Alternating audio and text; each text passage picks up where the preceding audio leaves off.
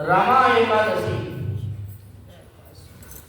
युधिष्ठिर ने पूछा कि जनार्दन मुझ पर आपका स्नेह है, अतः कृपा करके मुझे बतलाइए कि कार्तिक के कृष्ण पक्ष में कौन सी एकादशी होती है।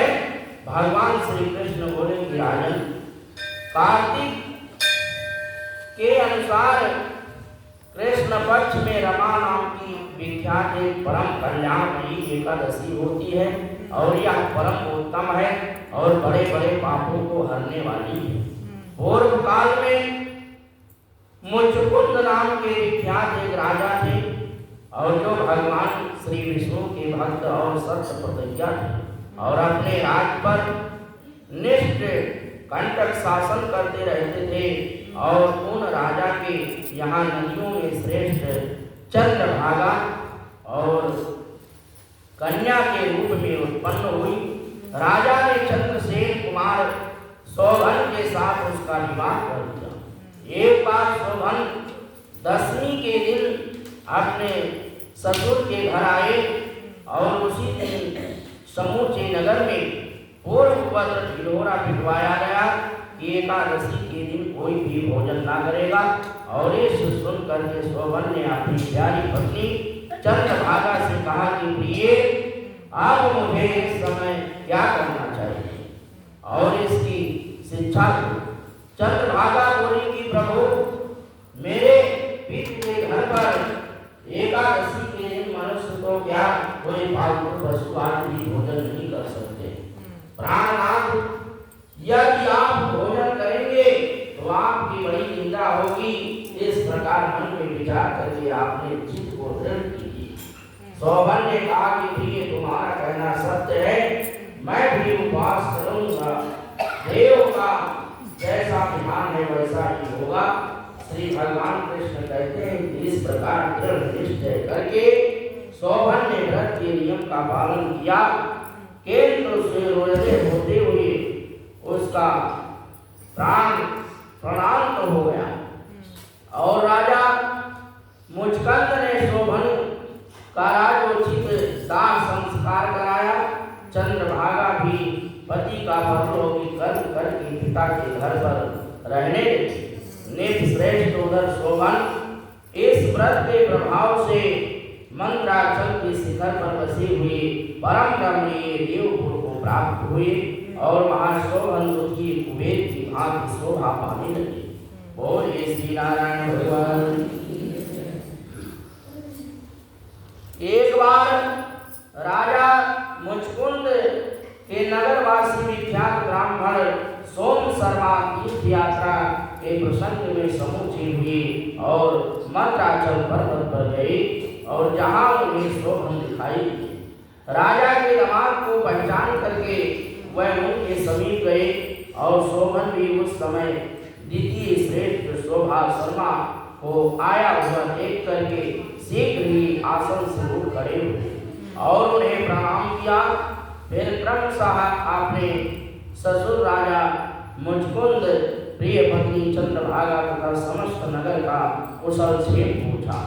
और सोम शर्मा ने कहा कि राजन, यहाँ सब कुशल है, आश्चर्य है। ऐसा सुंदर और विचित्र नगर तो कहीं किसी को नहीं देखा होगा। बताओ तो सही, आपको इस नगर की प्राप्ति कैसे हुई। शोभन बोले, गिरिजेंद्र, कार्तिक के कृष्ण पक्ष में जो रमा नाम की एकादशी होती है उसी का व्रत करने के से मुझे इस नगर की प्राप्ति हुई है। ब्राह्मण, मैंने श्रद्धाहीन होकर के इस उत्तम व्रत का अनुष्ठान किया था, इसलिए मैं ऐसा मानता हूँ कि यह नगर अस्थायी नहीं है। आप मुचकुंद की सुंदरी कन्या चंद्रभागा से यह सारा वृतांत कहिएगा। शोभन की आवाज सुनकर के ब्राह्मण मुचकुंदपुर में गए और वहां चंद्रभागा के सामने उन्होंने सारा वृतांत कह सुनाया। सोम शर्मा बोले कि सुबह मैंने तुम्हारे पति का अत्यंत देखा और इंद्रपुरी के सामने उसके दूरदर्श नगर का भी अवलोकन किया, किंतु वह नगर स्थिर नहीं है और तुम उसको स्थिर बनाओ। चंद्रभागा ने कहा कि ब्राह्मण से मेरे मन में पति के दर्शन की लालसा लगी हुई है और आप मुझे वहां ले चलिए, मैं अपने व्रत के पुण्य से उस नगर को स्थिर बनाऊंगी। श्री भगवान कृष्ण कहते हैं कि राजन, चंद्रभागा की बात सुनकर के सोम शर्माओं से साथ लेकर के मंत्राचल पर्वत के निकट वामदेव मुनि के आश्रम पर गए और वहां ऋषि के मंत्र की शक्ति तथा एकादशी सेवन के प्रभाव से चंद्रभागा का शरीर दिव्य हो गया तथा उसने दिव्य गति प्राप्त कर ली। और इसके बाद वह पति के समीप गई और अपनी प्रिय पत्नी को आया हुआ देख करके शोभन को बड़ी प्रसन्नता हुई और उन्होंने उसे बुला करके अपने वाम भाग में सिंहासन पर बैठाया।